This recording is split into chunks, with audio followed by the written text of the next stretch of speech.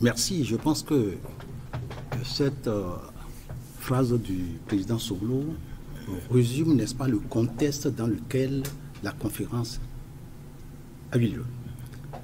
La conférence, comme le disait tantôt, il faut savoir que on était venu, le régime du PAPB a conduit, vaille que vaille, le pays au bord du gouffre. En résumé, les travailleurs étaient à la maison, l'administration publique n'ouvrait plus ses portes parce que les travailleurs avaient 10 mois d'arriérés et tous les salaires étaient gelés, les indemnités étaient gelées. Les banques ne fonctionnaient non plus. Vous ne pouvez pas porter un chèque dans une banque et être sûr de prendre votre argent.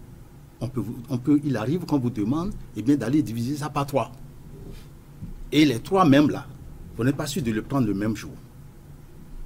Alors, donc, l'éducation était totalement délaissée parce que les enfants qui allaient au boulot, lorsqu'ils ne sont pas, les parents n'ont pas les moyens, ne peuvent donc pas leur assurer le petit déjeuner, les enseignants non plus, etc.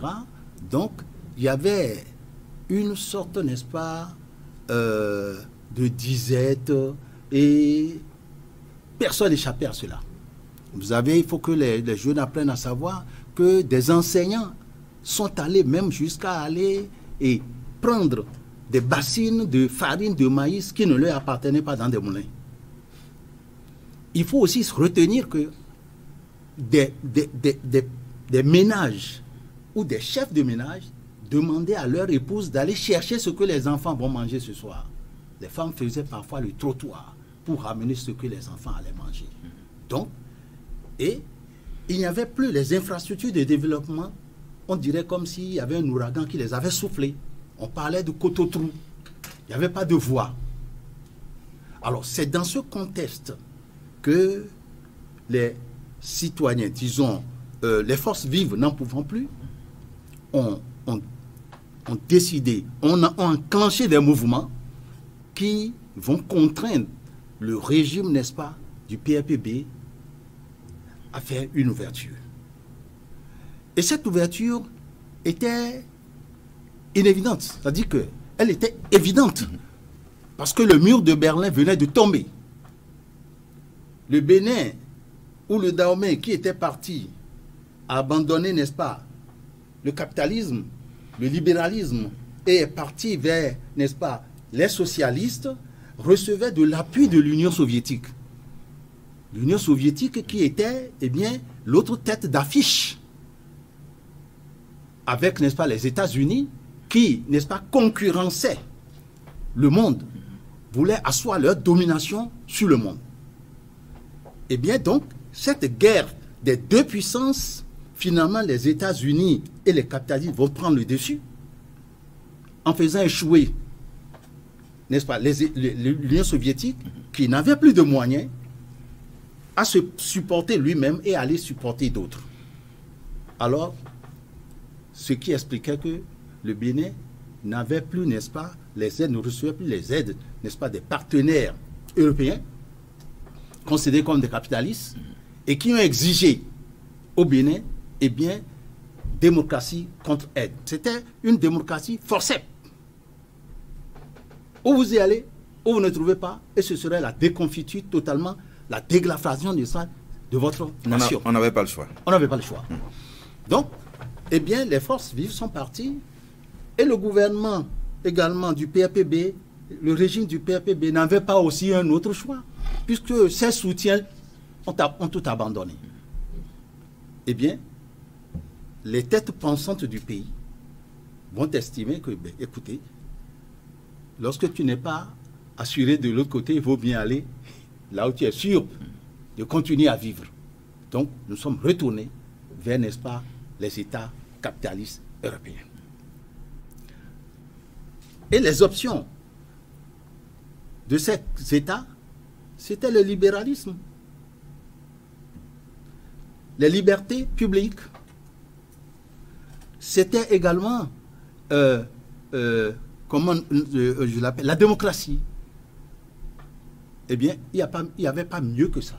Les Béninois, gardés longtemps, pendant plus de 18 ans, dans une dictature féroce, avec assortie de privation des libertés, eh bien, à cette conférence, ils avaient donc soif de la liberté. Ils avaient grand soif de la liberté, et ce qui ferait écrire dans notre constitution le multipartisme intégral. C'était le mot de trop. Le multipartisme intégral, eh bien, tout le monde pourra faire maintenant, créer son parti, etc. Bon, c'était quand même... C'était pas mauvais. C'est pas mauvais.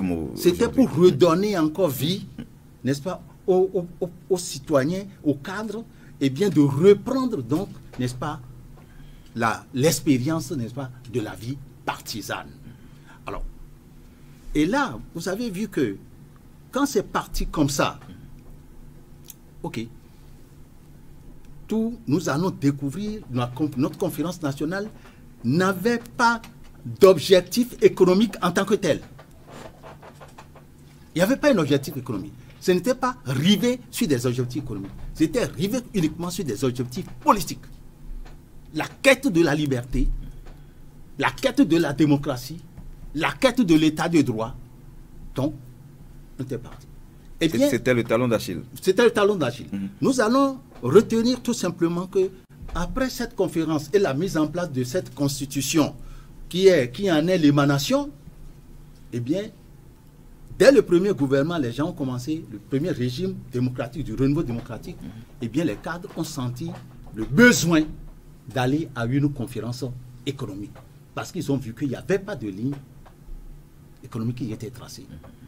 Donc, il y a eu finalement cette conférence économique, et c'est de ça que va naître le Bénin à la FIA 25, etc., tout ça, pour essayer de tracer la voie que devraient suivre les différents régimes pour aller vers, n'est-ce pas, le développement économique. Alors, donc ce que moi je veux dire, c'est ça qui a amené le président Soglo à dire ça. Parce qu'il n'y avait plus de travail, il n'y avait plus rien. Donc, la primauté, la primeur de tout, c'est de remettre les Béninois au travail. Puisqu'il n'y avait plus personne dans les administrations.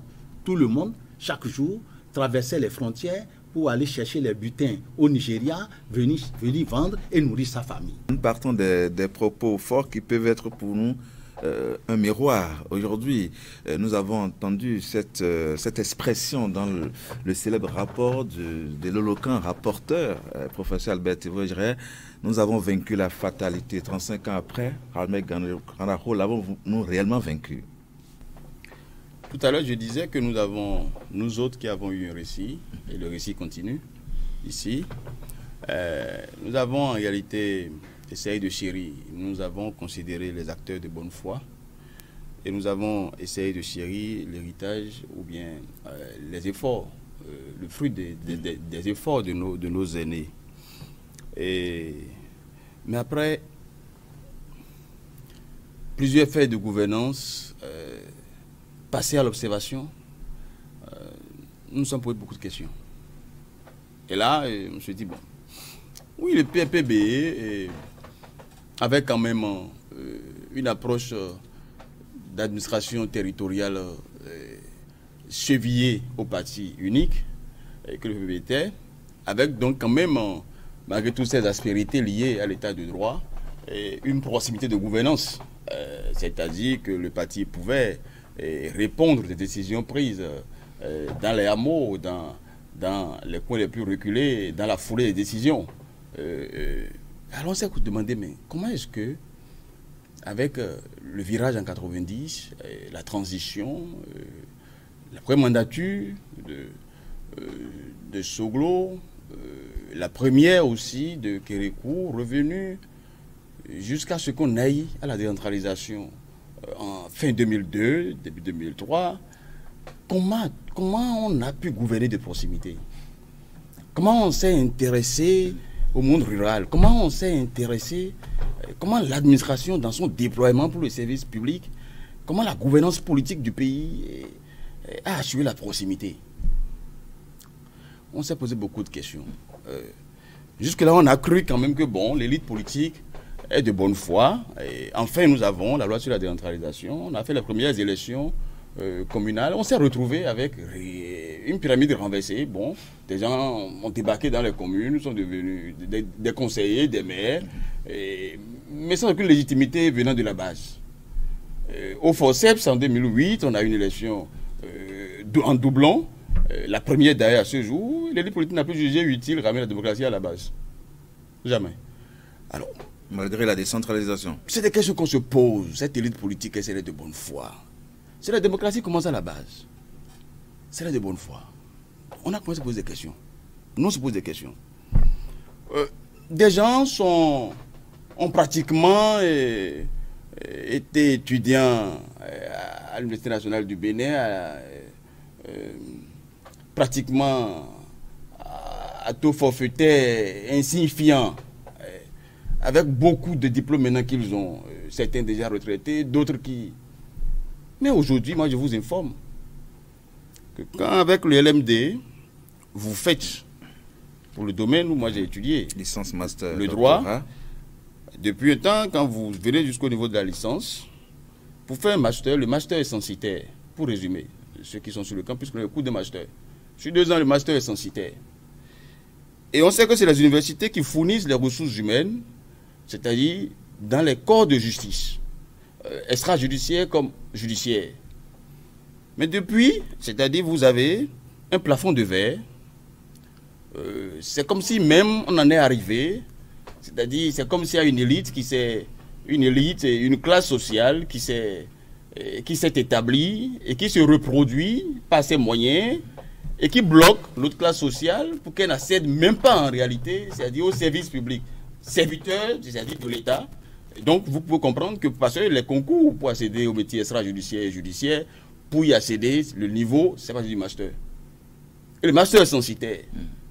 Nous avons comme devise fraternité, justice, travail. Où est la justice là?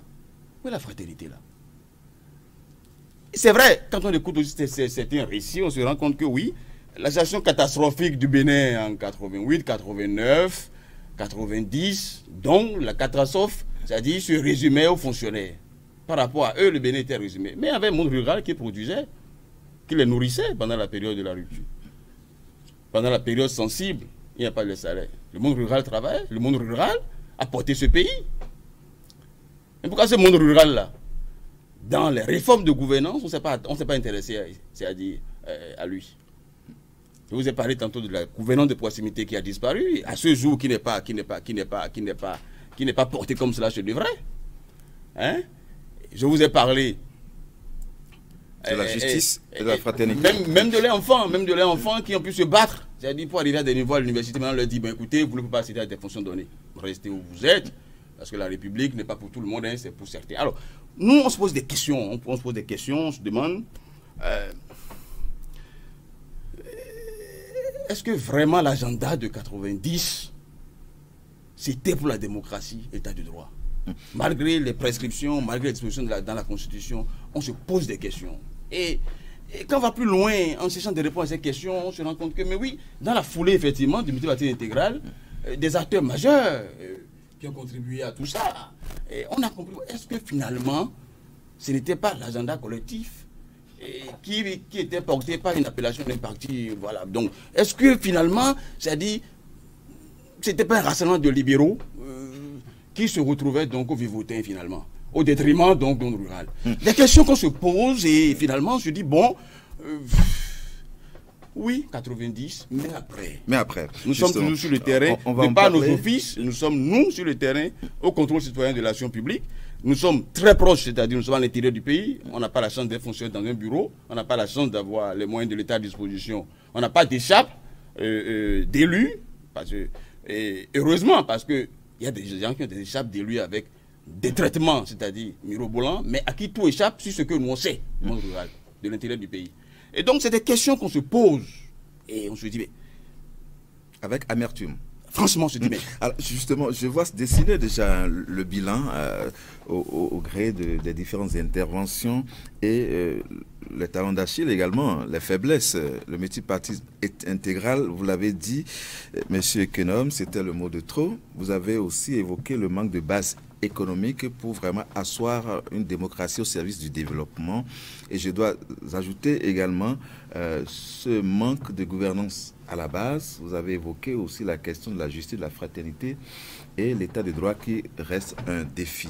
Si je vous suis parfaitement bien. Démocratie à la base. Démocratie à la base. Donc La gouvernance dans son essence à la base, dans son ensemble à la base. Alors, on va continuer toujours de dresser le bilan avec notre propos quand même fort de l'homme de la conférence. C'est comme ça qu'on l'appelait carrément le président du présidium, Monseigneur Isidore de Souza, et qui avait dit, entre les lignes, j'espère que tout ce qu'on a retenu sera fait. Aujourd'hui, 35 ans après, est-ce qu'on peut dire que c'est un propos prophétique? Je crois que Feu Monseigneur Isidore de Souza avait bien fait de s'interroger à l'époque. J'avais fini mes propos sur une propension de déception qu'il faut modérer. Modérer à cause de l'intervention de mon vis-à-vis, monsieur Djimaou. Et vous, à l'entame, vous aviez demandé s'il faut jeter l'eau du bain avec le bébé. Non, on ne jettera pas l'eau du bain avec le bébé. Et comme l'a dit également l'honorable Epiphane Kenom, il y avait le contexte à considérer. Parce que quand lui, il dit qu'on a occulté les aspects économiques, et Ralmeg qui parle du monde paysan qui est laissé pour compte, je crois que c'est les... Comment il faut qualifier ça? Les contraintes qui ont poussé à la conférence, à la convocation de la conférence, et vu le délai court qu'on a assigné à cette conférence, on ne pouvait pas embrasser toutes les questions. Il fallait que, au déroulé du cahier de charge de la conférence, que les autres questions furent abordées plus tard. Il a évoqué la question de la conférence économique. Absolument. Qui est venue après. Mais dans l'urgence, il fallait presser, il fallait parer. Et c'est dans cela que moi j'estime que ma génération s'est sentie flouée. Pourquoi? Parce que déjà depuis 1986, il a été dit qu'on ne recrute plus dans la fonction publique. On commençait déjà par nous dire, si vous faites l'université, que vous sortez, vous allez vous prendre en charge. On a dit qu'à cela ne tienne. On avait déjà ça en tête avant d'entrer à l'université. Et donc, quand on a fait la première année de transition, gérée par le président Soglo, le premier quinquennat, il fallait remettre le pays au travail. Comme l'a dit quelqu'un, il avait la tête dans le guidon. Parce qu'il y avait les dettes, il y avait ci, il y avait ça. Et le président Soglo a fait ce qu'il a pu. On connaît la suite. Son mandat ne lui a pas été renouvelé. Donc, pour revenir à votre question, moi je pense que il y a encore du travail à faire relativement à la conférence. Quand Feu Monseigneur disait est-ce qu'on est sûr de tout mettre en œuvre, je crois que les grandes lignes de la conférence ont été mises en œuvre. Théoriquement? Et même dans la pratique, parce qu'il a été mis sur place le Haut Conseil de la République qu'a présidé un moment Feu Monseigneur Isidore de Souza. Et je peux vous dire, il pourra peut-être me démentir, lui qui est un adorateur du président Soglo, je vais nommer mon aîné Epiphane Kenom, il y avait la Cour constitutionnelle à mettre en place. Le président Soglo n'en voulait pas. Il a fallu que Feu Monseigneur Isidore de Souza menaça de dénoncer du Haut Conseil de la République pour que cette institution fût installée. Parce que moi j'ai entendu le président Soglo dire, mais écoutez, nous on ne peut pas jouir d'une légitimité politique et mettre en place une institution où les gens sont nommés et c'est eux qui doivent, comment on dit, voir si les actes que nous posons sont conformes. il a fallu tout un tollé pour que le président Soglo, avec un grand retard, acte la mise en place de la Cour constitutionnelle. Et on connaît également la suite, l'histoire entre cette Cour qui a été mise en place et le président Soglo, quand on a déclaré qu'il a perdu le pouvoir. Donc, les grandes lignes ont été mises en œuvre. Moi, je peux l'attester. Maintenant, est-ce que ces grandes lignes-là sont... est-ce qu'aujourd'hui, on peut dire qu'on est tout heureux que la conférence nationale ait réglé tous nos problèmes? Je crois que non. Quand on dit, bon, j'ai le pouvoir, je le gère.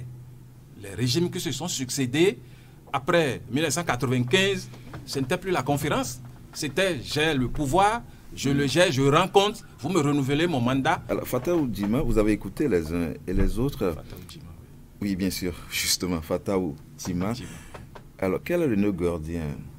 Enfin, par quel bout est-ce que le Bénin piétine ou a encore des défis à relever? Nous avons tout un chapelet de défis que les uns et les autres ont rappelés.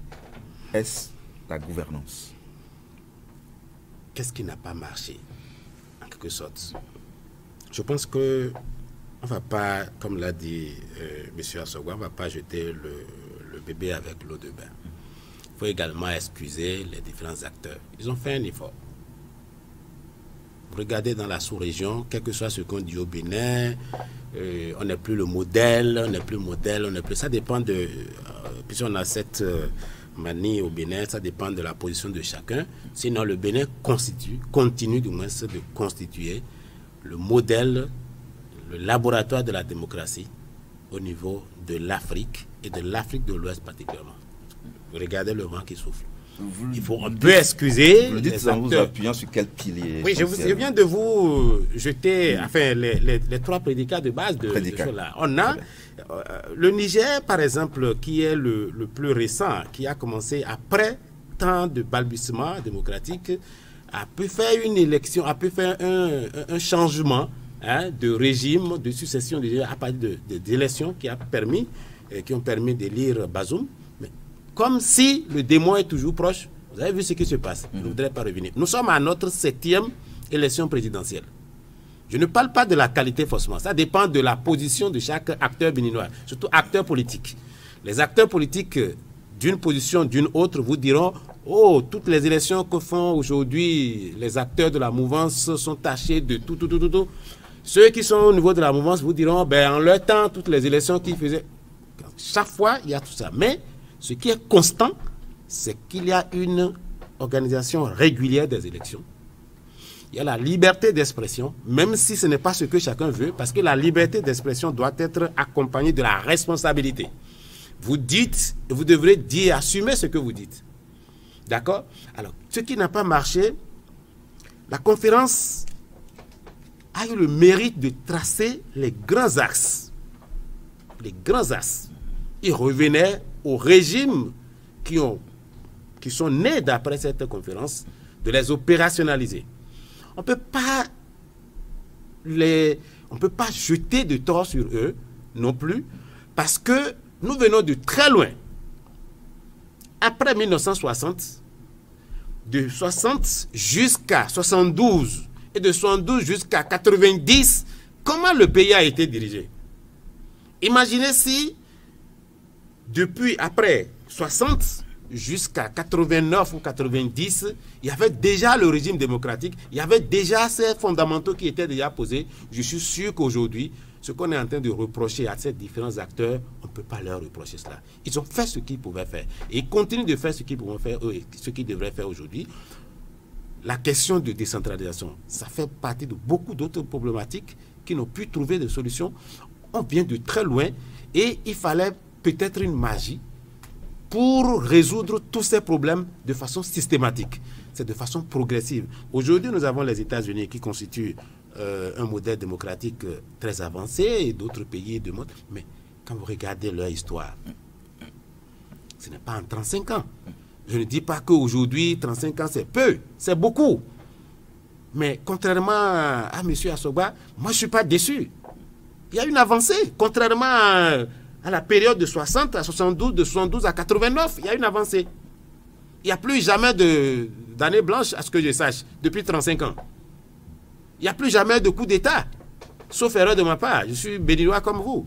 Il y a toujours les élections de façon régulière. Il y a eu la question liée au développement, la question économique. Effectivement, les bases ont été jetées également. Ça fait partie des actes. Quand vous lisez le rapport, le célèbre rapport de Albert Evoidre, il y a eu l'économie libérale qui a été avancée. C'est déjà un axe, c'est déjà important, c'est la vision. Il restait, et le président Soglo, une fois arrivé, a commencé quelque chose. Mais a été rattrapé. Justement, vous évoquez là son unique mandat de 5 ans. Nous sommes sur les rails de la conférence nationale. Si je résume ce que vous dites. Alors, il y a eu des plaies qui ont été pensées au fil des régimes qui se sont succédés à la tête de l'État. Je vais peut-être énumérer quelques faiblesses que vous avez évoquées et vous pourriez ensemble faire le bilan. Voici ces plaies ont été pensées. Le multipartisme intégral. Nous sommes aujourd'hui en pleine réforme du système partisan. Nous sommes dans le regroupement des partis politiques. Monsieur Kenom, est-ce qu'on peut dire que cette plaie est pensée ou est en train d'être pensée? Je pourrais ajouter à cette plaie la plaie économique. Ok. Je pense que il y a des axes, des grands axes qui sont définis à la Conférence nationale des forces vives et qui ont été consignés dans la Constitution. Nous avons tout à l'heure parlé, eh bien, de la démocratie avec comme quoi les partis politiques qui devront animer la vie politique nationale. Cette phrase, elle comporte tout. C'est un concentré de tout ce qui peut haver. Donc, ce sont les partis politiques qui vont actionner la politique nationale et que nous savons que l'économie va découler. L'économie va découler de la politique nationale. Eh bien, ces partis politiques-là, puisque nous avons parlé de multipartisme intégral, alors quelles sont les faiblesses que cette évocation a présentées? Cet énoncé ou bien cette vision-là, quelles sont les faiblesses? Lorsqu'on a parlé de multipartisme intégral, eh bien, la voie était ouverte. On n'a plus de grands partis. Les tout premiers partis qui s'étaient constitués, on peut les citer autour de 4. Le PRD, la Renaissance du Bénin, que sais-je encore? Le PSD. Le PSD, tout à fait. Et un ancien parti qui était là. Le Faralafia. Le Faralafia, etc. L'UDS, tout ça. Nous allons voir que moins de 5 ans, le Faralafia a donné des jumeaux. L'UDS et puis le FAR. Eh bien, le PSD a résisté, mais fini par donner naissance à Gamessou. UPD. Le PRD a résisté, mais a fini par donner naissance également à MADEP. Bon, il y avait le PRD Nouvelle Génération. Bien sûr, le PRD Nouvelle Génération, le MADEP est venu. La RB n'a pas échappé. Il y a eu des clivages qui étaient nés. Mais c'était toujours un peu rassemblé parce qu'il faut savoir que la RB avait un terroir qui était abîmé. Vous voyez, voilà. Alors, donc, ce que nous voyons, c'est que ces partis, au fur et à mesure, le temps avançant, se sont effrités et ont donné naissance à une myriade de petits partis. Si nous venons, ce qu'on avait mis dans la Constitution, c'est que les partis politiques assurent l'animation de la politique. Il y a 5 fonctions dedans. C'est pour ça que la Constitution ne peut pas... C'est une loi générale. C'est une loi globale. On ne peut pas expliquer tout dedans. Par exemple, les fonctions publiques que devaient assurer les partis politiques, c'est d'œuvrer à la cohésion sociale et l'unité nationale. Est-ce qu'en créant une myriade de partis, est-ce qu'on peut avoir encore une cohésion? les groupes sont antagonistes, ils sont nombreux, ils sont devenus antagonistes, chacun défendant, n'est-ce pas, ses intérêts, et non plus l'intérêt national. Eh bien, la deuxième fonction, c'est de contribuer, c'est de contribuer à la bonne gouvernance, à la bonne gestion. Une fois que c'est éclaté, par l'éducation civique. Nous sommes d'accord? C'est éclaté, c'est fini. Il ne peut plus y avoir, les groupes sont axés sur leurs intérêts individuels et non plus sur, n'est-ce pas, la cause nationale. Une troisième fonction, c'est de former les citoyens au civisme. Parce que pour qu'il y ait une bonne gouvernance, il faut former les citoyens au civisme. C'est la morale. C'est la morale, donc, républicaine, c'est la morale. Mais les partis ne se sont pas donnés tellement à ça, parce qu'ils sont contradictoires, antagonistes. Il faut orienter les actions publiques. Ça veut dire les partis devaient être à la base de l'élaboration des programmes d'action du gouvernement. Ça veut dire que c'est les partis politiques qui devaient... Toutes tendances confondues. Donner, oui. Toutes tendances confondues. Oui, donc chaque parti élabore son programme. C'est comme ça. Si son programme l'emporte sur les autres, c'est son programme qui va être... C'est la concurrence. Nous sommes, c'est la concurrence. Quand on est dans un régime démocratique, c'est les forces qui sont importantes, qui sont suffisamment représentées, c'est leur programme qui va se développer. Et s'il est ouvert, il peut donc accepter quelques amendements et prendre des choses. Et ensuite, c'est de former à une éducation des citoyens à participer à la régulation de la vie publique. Ça veut dire aller aux élections, à choisir les représentants, etc. Mais qu'est-ce qui a causé tout ça? C'est l'effritement, l'émiettement a fait que les partis ils n'étaient même plus en mesure d'assurer la mission régalienne qui leur est confiée à travers la Constitution. Donc, ça veut dire qu'il y a nécessairement, chemin faisant, il y a des déviances. Et ces déviances, il faut les corriger. Ces déviances doivent appeler absolument à des réformes. Si nous prenons ça, prenons nous-mêmes nos élections de la manière dont elles s'organisaient.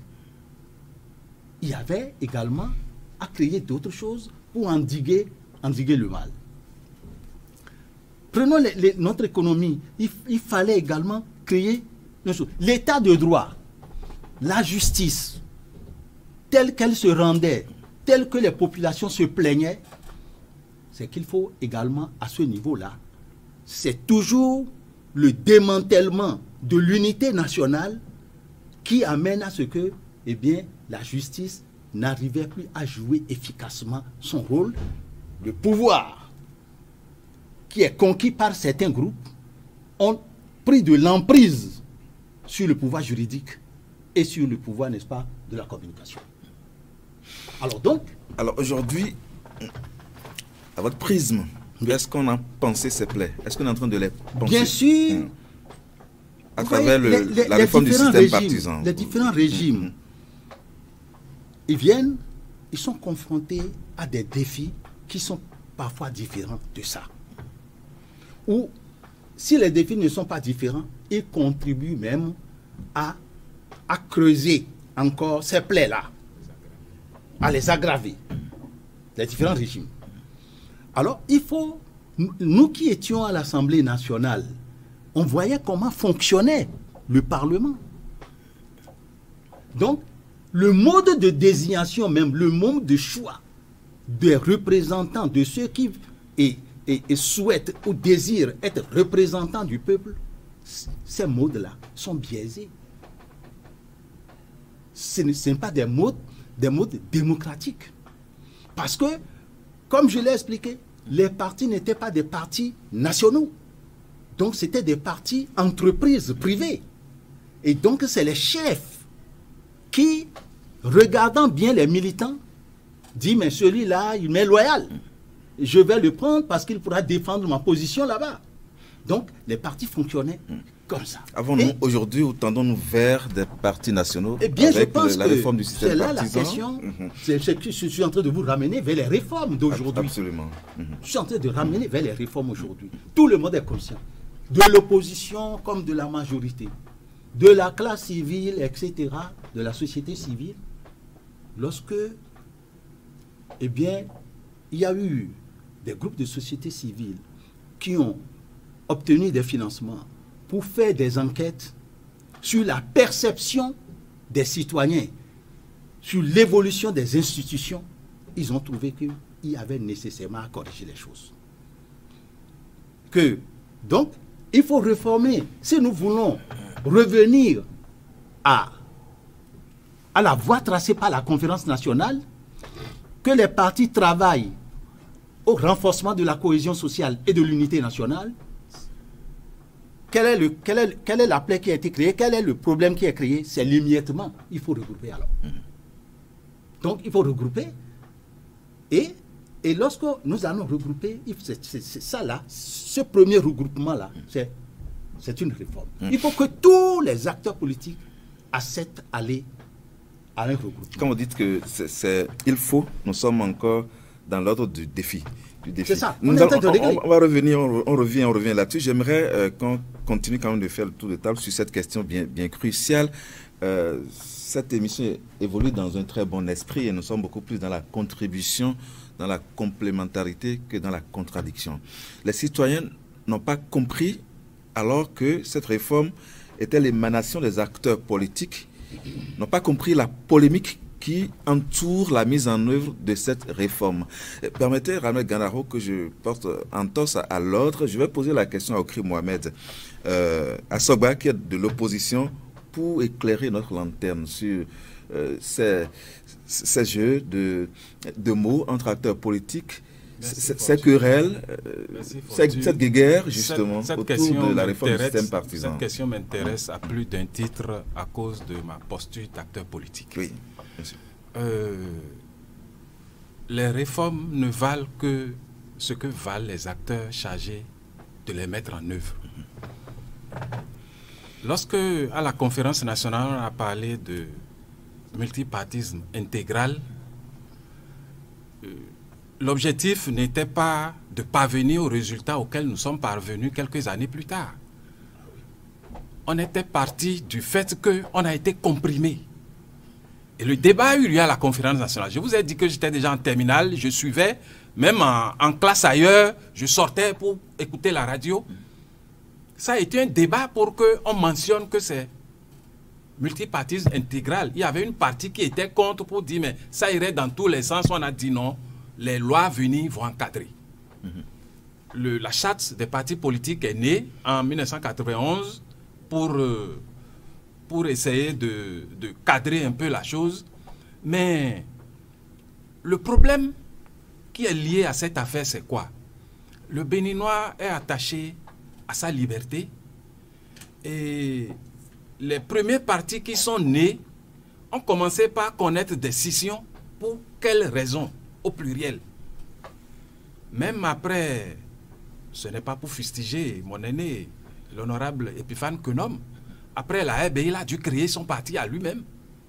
Et il doit avoir une raison pour l'avoir fait. Lorsque je dis que nous avons été floués, nous, notre génération,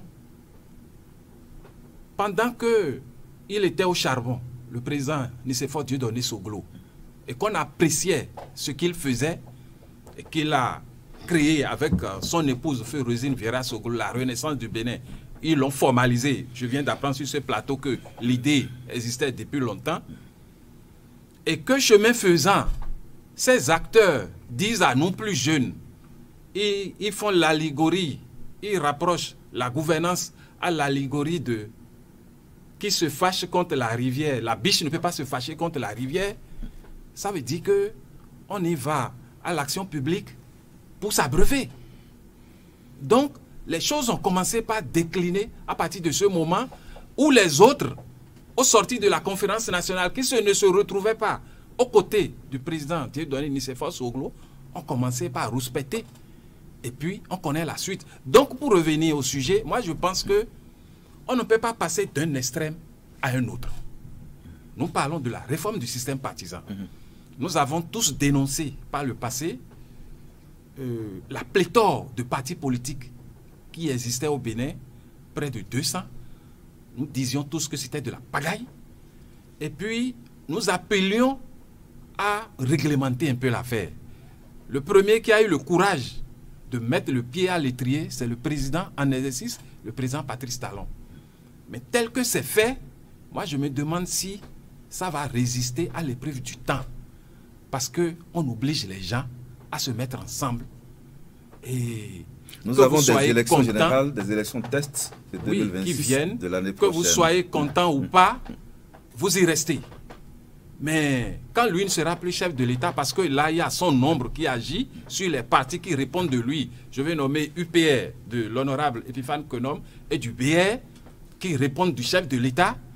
Est-ce que cette discipline au forceps va s'observer quand lui, il ne va plus avoir les coudées pour leur dire faites ci, faites ça?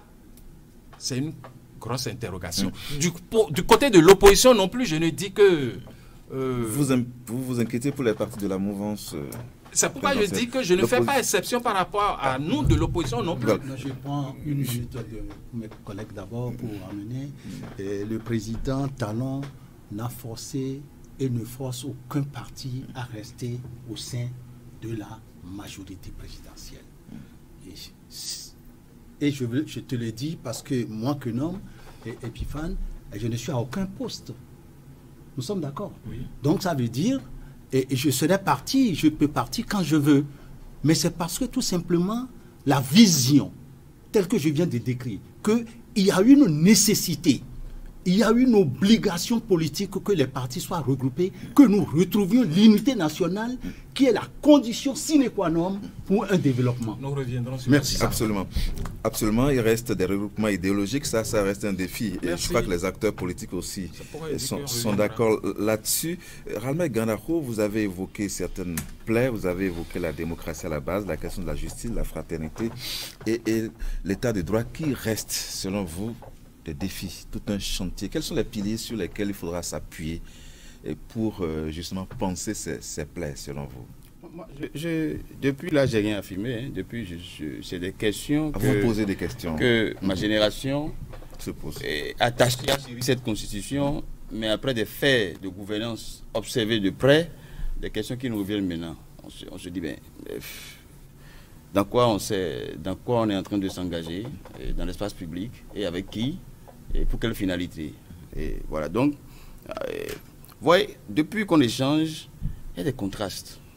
Vous voyez, par exemple, tout à l'heure, j'ai su ici que oui, et ça c'est de notoriété, que des gens ont souffert sous le régime massif pour la liberté d'expression, tout ça, la Segbana a pris par là, ainsi de suite, voilà. Et donc, le véritable défi, les deux grands défis, en 90, à la Convention nationale, c'était l'économie à remettre, mais qui était une situation conjoncturelle sur un laps de temps, relativement à la longue période, c'est-à-dire de Segbana. Hein, et on avait un choix à faire. Mais le problème le plus sérieux, c'est la construction d'un état de droit. Gage donc de l'expression des libertés dans tous les sens pour que même l'économie se porte bien. Mais nous avons plutôt choisi le banquier. On avait un choix à faire en deux profils. Disons même quelqu'un qui est de profil de juriste, qui a pratiqué à des postes sensibles la matière dans le pays et qui est aussi victime du défaut d'état de droit. Nous avons préféré le banquier. Et donc c'était par rapport au défi du moment, construire un état de droit, gage la libération des énergies pour impulser l'économie et fait truc là, on a préféré le banquier. Et la suite, quand on s'interroge, quand on a vu comment les institutions, poutres de l'état de droit, ont été installées, on s'est rendu compte que même déjà, dans les lois organiques, il y avait, c'est-à-dire, on trahissait déjà la Constitution dans les lois organiques. L'esprit de la Constitution qui postulait pour la séparation des pouvoirs, encore une fois, gage l'état de droit, c'est-à-dire, déjà dans le contenu des lois organiques, on sentait donc que, mais diantre. Est-ce que vraiment on avait fait un bon choix? Après, vous voyez, nous on se pose des questions. Nous on se pose des questions. Est-ce que vraiment les gens veulent marquer un arrêt sérieux sur d'où on venait et ce qu'on voulait construire ensemble? Vous savez, la CEDEAO est partie de l'économie en 1975. Mais déjà, en 1991, a commencé par consolider la convention sur le besoin d'harmoniser les pratiques d'état de droit, ayant comme argument qu'il faut nécessairement la démocratie d'état de droit pour sécuriser l'économie. Mais nous avons fait le chemin inverse au Bénin. 90, un banquier. 2006, un banquier. 2016, vous avez un possesseur. Je viens. Oui, 2016, un homme qui, voilà, se revendique donc être à l'abri du besoin avec des conteneurs d'argent. On nous avait dit. Alors, et donc, voyez, là, vous ne définissez pas clairement son profil. Voyez tout ça, un opérateur économique. Voilà, voyez tout ça. Voyez tout ça. C'est-à-dire, et puis en 1996, l'autre, il a échappé à la dynamique parce qu'en réalité, ils ont commis l'erreur de ne pas avoir assuré la démocratie à la base. Il a retrouvé donc, c'est-à-dire ses copains du PPB qui sont restés à la tête des quartiers et des villages et qui l'ont ramené facilement. Donc, il a été en réalité l'exception à cette pratique de l'élite politique. Encore une fois, on se pose des questions. Est-ce que vraiment les acteurs portaient un agenda sérieux tel que nous, on le lit et on le chérit dans la Constitution? Est-ce que nous sommes en 2025. Est-ce que vous posez encore la même question? Franchement, parce que nous n'osons pas croire qu'il y avait de la mauvaise foi. Nous n'osons pas croire qu'il y avait de la supercherie. Les gens sont encore vivants. Il faut qu'ils nous expliquent le choix. Le choix qui manifestement relève de contrastes anachroniques. C'est-à-dire, il faut vraiment qu'ils nous expliquent le choix. Nous voulons comprendre. Nous sommes plus jeunes, nous sommes des enfants. Nous voulons comprendre pourquoi ces choix contradictoires au contexte et aux besoins. Pourquoi? Alors, M. Dima, avez-vous pour esquisser quelques réponses au questionnement de M. Gandaro? Je comprends mon ami Gandaro. Nous prenons vraiment de l'âge. Il y a 13 ans, je lui ai montré une photo où nous avions fait ce même exercice sur une télévision de la place. Il y a 13 ans, en 2012. Gandaro et moi, plus une dame. Je lui ai montré la photo, il m'a dit, tiens, l'homme a vieilli. Nous prenons de l'âge. Bon, moi, je préfère être un peu... Et peut-être, mettre les pieds à l'étrier, chers camarades, c'est dit, voyez, la réforme du système partisan. Parce que là, ça permettrait vraiment, pour le politiste qu'il est, l'analyste qu'il est, de finir son analyse.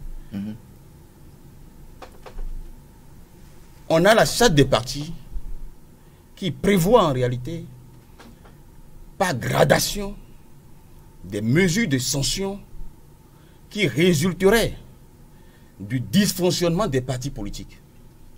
Qui pourrait déboucher sur un regroupement, une disparition de certains partis. C'est-à-dire la recette à la rationalisation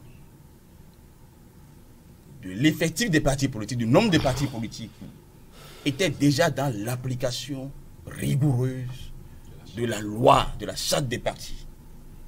Mais curieusement encore, l'une de nos interrogations, c'est pourquoi est-ce que les institutions républicaines qui avaient la charge d'appliquer cette loi ont manqué de l'appliquer. Et maintenant, c'est-à-dire la République a été en rébellion de sa propre loi à travers les acteurs institutionnels qui devaient répondre de la loi. Et pour finir, nous avalons, comme il a constaté, c'est-à-dire la pilule amère d'une option drastique. Donc en réalité, c'est-à-dire, quand vous vous intéressez un peu au système partisan, il y avait meilleur choix à faire. Il y avait le choix de la responsabilité en République à faire. La responsabilité en République, par par rapport au contenu de la loi et par rapport au portage de la loi par les institutions qui répondent des lois. Plutôt que j'ai trouvé certaines options législatives comme étant des sinécures paresseuses au niveau de l'élite. Parce que justement, nous avions, c'est-à-dire de quoi nous assumer, si tant est qu'on est républicain et qu'on est en démocratie. Encore une fois, j'hésite à affirmer, parce que c'est des questions sur lesquelles les gens doivent nous répondre. Pourquoi ces raccourcis? Pourquoi ces contrastes? Ils sont encore vivants. C'est peut-être pas M. Dimas. Résistant à tous les régimes et traversant tous les régimes.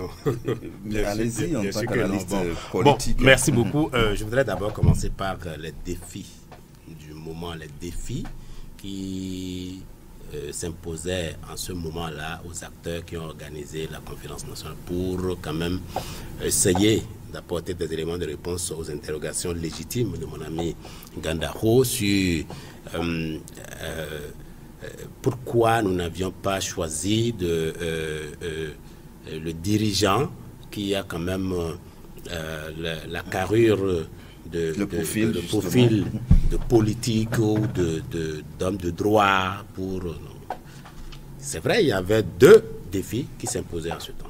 Défi économique et défi politique. La plupart des citoyens, comme l'a dit l'honorable Epiphane Quenom, qui souffraient en ce temps, n'avaient pas comme préoccupation le défi politique. Le défi était existentiel.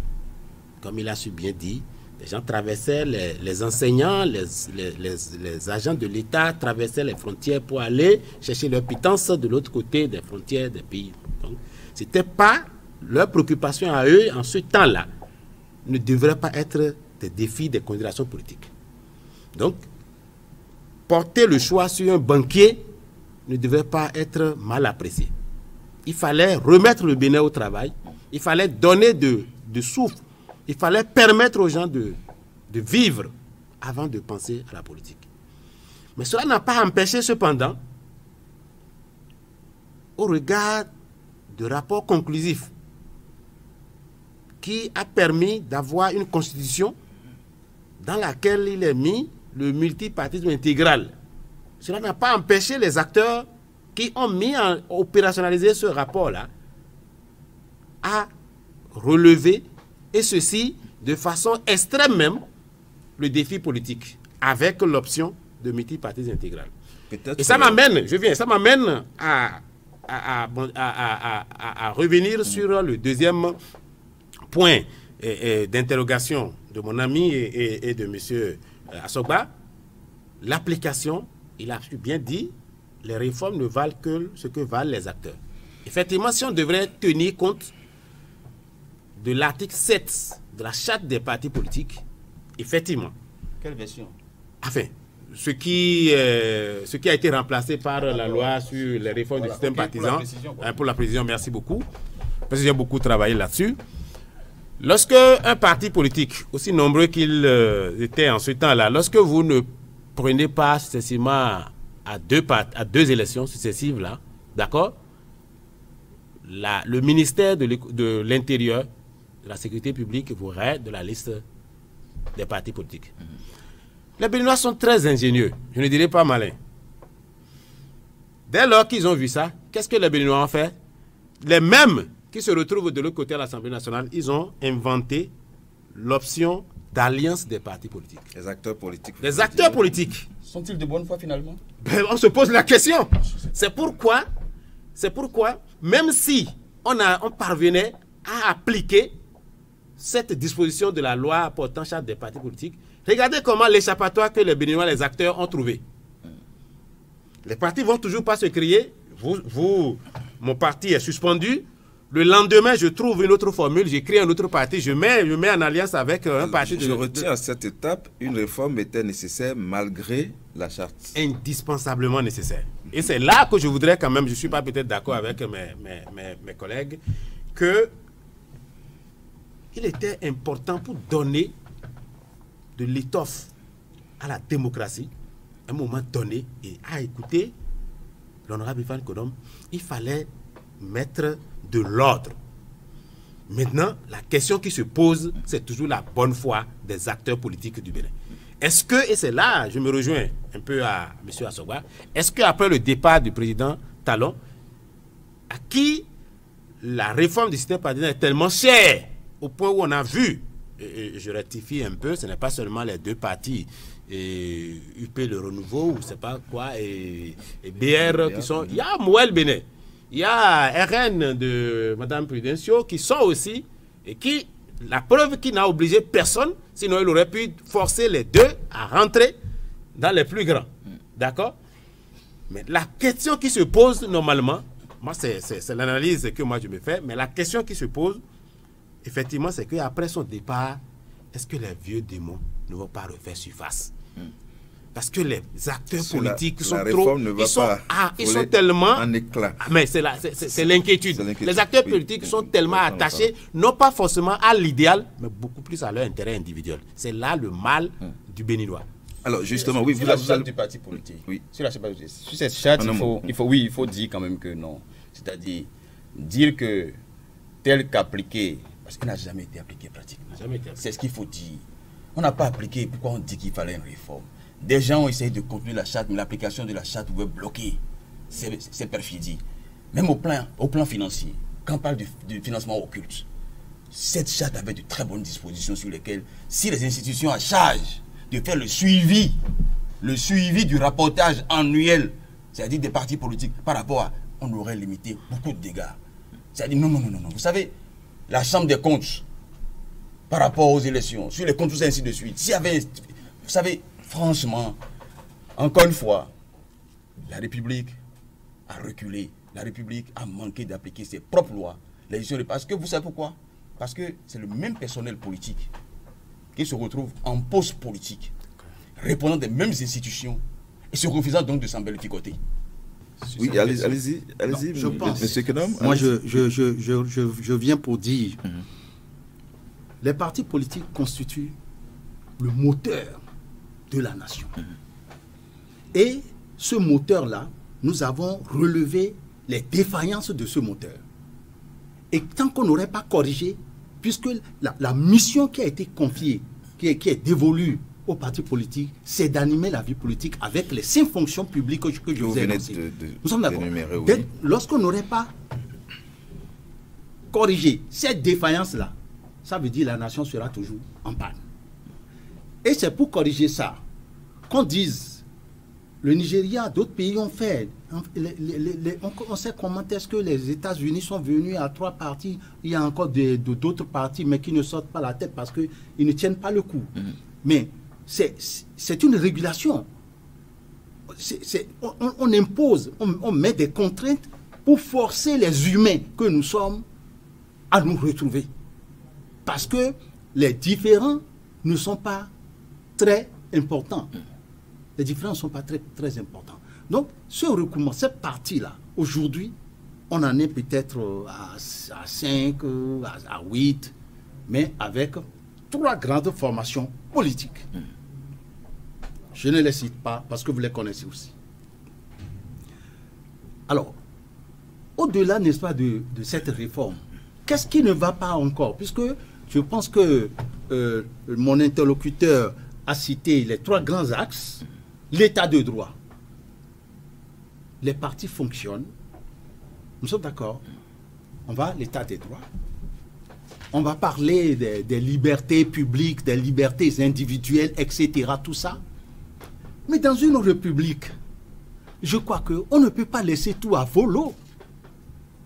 Les démocraties que nous citons aujourd'hui, l'Europe, plus de 200 ans, où il fallait avoir même le droit de marche, le permis de marche. Vous ne marchez pas dans la rue n'importe comment. Donc ça veut dire que le socle de ça, c'est la discipline. C'est pourquoi on dit, eh bien, et votre liberté s'arrête là où commence celle de l'autre. Absolument. Donc la discipline, est-ce que nous avons cette discipline? Donc, on ne peut pas, nous nous sommes vus que si nous portons tout ça dans, eh bien, ce que nous appelons les contingences, n'est-ce pas, coloniales, si on porte ça, ça veut dire que nous avons hérité. Vous voulez la démocratie? On vous la donne. C'est pourquoi les théories, aujourd'hui, parlent de la démocratie concédée par, n'est-ce pas, les puissances coloniales anglaises, qui sont totalement à l'antipode de la démocratie, de l'indépendance, n'est-ce pas, concédée par, n'est-ce pas, les métropoles francophones. Je peux m'exprimer ainsi, on se comprend. Absolument. Oui. Alors donc, cela veut dire que quand nous avons fini ça là, des partis politiques animent, accèdent au pouvoir par quel moyen? Par le moyen du suffrage. Par les unes, bien sûr. Nous sommes d'accord, par les unes. Et là également, nous avons vu que nous avions un système qui est totalement caduque, basé sur le faux, sur la fraude, sur tout. Il fallait corriger. On a tenté, pour ne pas oublier, lorsqu'un système est pourri, ou bien lorsqu'un système arrive à montrer sa limite, nous sommes d'accord, elle provoque une crise. Et ça a été la crise, donc, avec le président Sogolo, pour les élections de 2001, où il y avait une fraude massive. Une fraude massive parce que c'était le second mandat je crois bien, le second mandat absolument, du président Sogolo. du président Kérékou. 96. Oui. Avec une fraude massive qui a amené, n'est-ce pas, les militants de ce parti dans la rue, à aller dans les missions diplomatiques, les ambassades, pour rechercher, pour dire, mais si vous n'intervenez pas, vous ne nous aidez pas à mettre en place un outil électoral qu'est la l'EPI, eh bien, vous serez là et le pays ira dans le décor, dans le gouffre. Alors, donc, vous voyez, ça veut dire que la conférence nationale a balisé le chemin, mais ce que dit Gandaro en disant oui, il se pose des questions, non, un système n'est jamais figé. Aucun système n'est jamais figé. Donc, une fois qu'apparaissent des crises, c'est qu'il faut réformer. C'est ça qui est appelé, n'est-ce pas, à la mise en place de la Sénat, La Commission électorale nationale etc. autonome. On a continué. Vous avez parlé de ci, de ça. Vous avez parlé, n'est-ce pas, de la charte des partis politiques. J'étais à l'Assemblée. Mais en ce moment-là, les contextes ne sont pas comme ça aujourd'hui. On dit il faut 6 personnes par département pour avoir un parti. 6 personnes. D'abord, on a commencé par 3 personnes. On avait 6 départements. Ça fait 18 personnes. Vous avez 18 personnes de différentes nationalités, de différentes... Vous avez donc votre parti politique. Donc, ça veut dire le verre était dans le fruit. Les gens regardaient seulement le jour là pour mettre, n'est-ce pas, pour faire cette charte. Mais une charte, on ne peut pas là. Il faut demander aux gens de faire des efforts. 23. Mais quand nous sommes venus après, on a dit non, parce qu'on a commencé, nous-mêmes, on n'a pas senti que ce qui est fait là, c'est ça qui est à l'origine.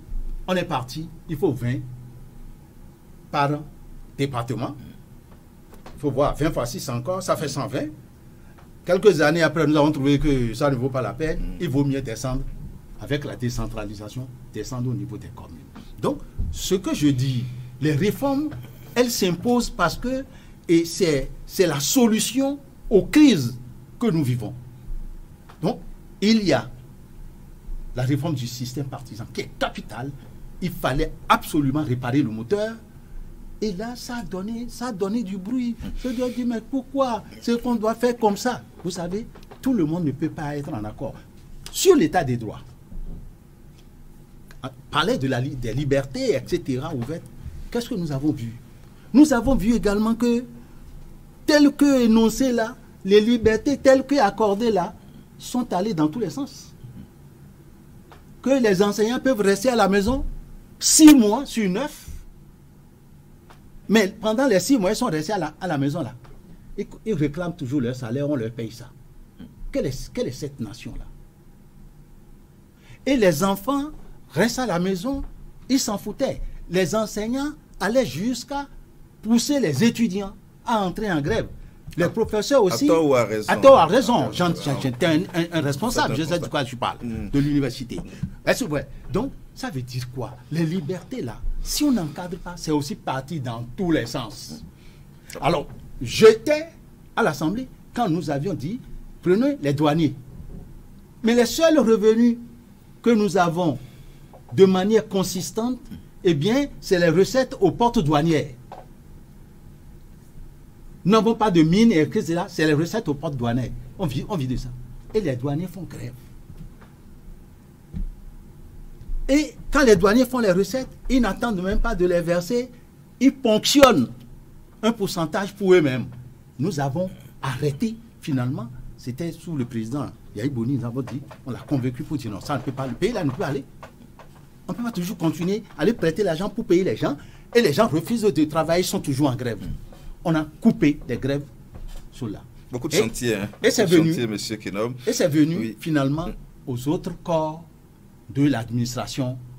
Et aujourd'hui, je pense que avec le régime qui est là, à continuer dans ce sens-là pour dire, si le pays doit marcher, il faut un peu plus de rigueur, un peu plus de discipline. Et vous constatez qu'aujourd'hui, des gens comme nous, qui avions nos enfants, avions mis nos enfants dans les collèges privés, nous avons compris que bien, lorsque les collèges publics, l'administration publique, autrement dit la direction des examens qui dépend du public, n'organise pas les examens, vous pouvez beau mettre vos enfants dans une école privée, ils ne feront pas les examens, ils n'iront pas aux examens. Donc, les grèves aux enseignants, on a réglementé, il y a eu des dialogues avec les enseignants, il y en a qui étaient de cette position. Aujourd'hui, les écoles publiques valent autant que les écoles privées. Voilà. Alors, donc, beaucoup de chantiers et 35 ans de pratiques démocratiques au Bénin. Les enjeux du futur. On va les aborder. Je sais que vous avez beaucoup de choses à dire, monsieur Assogba. Vous allez profiter justement pour revenir sur ces aspects, mais très rapidement. Et de votre conviction personnelle, disent que vous pensez comme enjeu futur après 35 années de pratiques démocratiques. Je démarre donc par vous, hein, monsieur Assogba. Oui. Je reviens sur mon affirmation de tout à l'heure que les changements voulus, les réformes engagées ne dépendent que des hommes qui les pensent et ou qui les mettent en œuvre. Je rappelle à l'honorable Epiphane Kenom que nous sommes déjà à une quinzaine de partis politiques régulièrement enregistrés. Ce n'est pas 5. Et il y en a, je ne sais plus exactement le nombre, 5 ou 6 qui frappent à la porte. Donc ce n'est pas le fait d'avoir ramené 15 parts communes désormais pour créer un parti politique. Ça fait 1115 dossiers à fournir. Quand on dit dossier, c'est toute une course, casier judiciaire, certificat de nationalité. C'est un petit montant à débourser. Ce n'est pas ça qui va empêcher les émiettements. Nous risquons donc de retomber dans les travers que nous avons dénoncés naguère. Pourquoi? Parce que quand on dit faites de grands regroupements, on fait les regroupements à quelle fin? Aujourd'hui, il y a 3 grands regroupements qu'on peut citer rapidement. UP le Renouveau, le Bloc républicain et puis les démocrates. Comment on fait pour que sur la durée, ces regroupements ne s'effilochent pas? La question est là. Au plan politique. Au plan politique, UPR et BR sont des partis de gouvernement. Ça peut tenir avec le temps. Mais l'autre, les démocrates, si, comme nous, on se bat pour l'avoir, nous avons le pouvoir d'État demain, rien ne prouve que on va également résister à cette envie de dire « Ah, c'est mal fait, je me mets à l'écart ». Ce n'est pas ce que nous avons décidé de faire ensemble. Ils commencent par faire autre chose. Nous créons une scission. Donc, c'est le mental. Quand nous prenons l'exemple des États-Unis, des autres démocraties, il n'est écrit nulle part dans la Constitution américaine qu'il faut 2 ou 3 partis. C'est le libéralisme intégral là-bas également. Mais ils ont fait en sorte que c'est les grands regroupements qui émergent. Pour la présidentielle dernière, il n'y a pas eu que les 2. Et Trump et Kamala Harris qui étaient aux élections. Absolument. Il y en a eu davantage. Et comme c'est les plus grands, l'un l'a emporté. Et figurez-vous que dans le gouvernement de Donald Trump, figure un chef de parti qui a été candidat récemment. Donc, moi je pense, pour ne pas être trop long, que c'est sur la durée. C'est pour expliquer aux acteurs, travailler à faire en sorte que le vivre ensemble l'emporte. Et pour chuter, moi je dis que nous sommes en train de passer d'un extrême à un autre. Même la création des partis actuellement, on ne saurait, dans la loi, laisser ça seulement aux soins du ministère de l'Intérieur. Ça veut dire que c'est le bon vouloir du ministre de l'Intérieur, de ses services compétents, qui donne le récépissé à qui veut créer un parti politique. Il y a des tests qui encadrent tout ça. Non, les tests encadrent, mais la décision incombe au ministre de l'Intérieur en tant qu'autorité qui s'occupe de cette question, alors qu'il lui fallut une commission. C'est pour éviter les brimades. Bien entendu. Alors, Almec Gandahou, les enjeux futurs. Merci pour...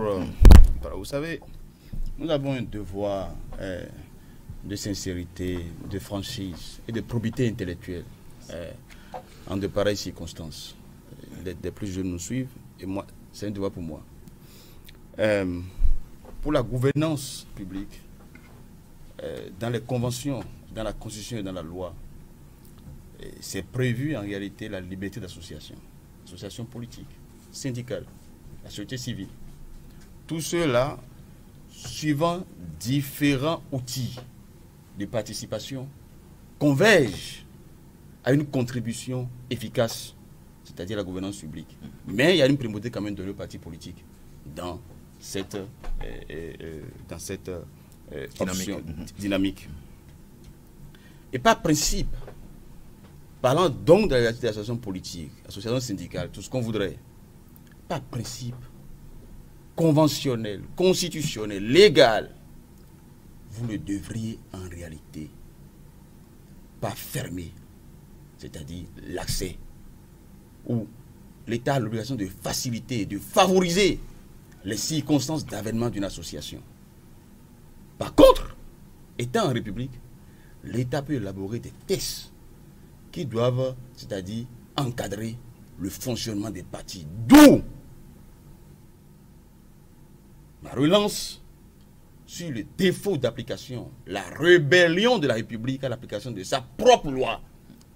Ce n'est pas à la création qu'il faut fermer, c'est-à-dire l'envie de participer à la gouvernance publique, mais c'est dans le suivi rigoureux du fonctionnement des partis politiques que vous arrivez à épurer, c'est-à-dire le répertoire des partis politiques. Ne pas le faire et prendre le raccourci de mesures drastiques, anticonventionnelles, anticonstitutionnelles, tout ça ainsi de suite, c'est que ça nous pose un problème de fond.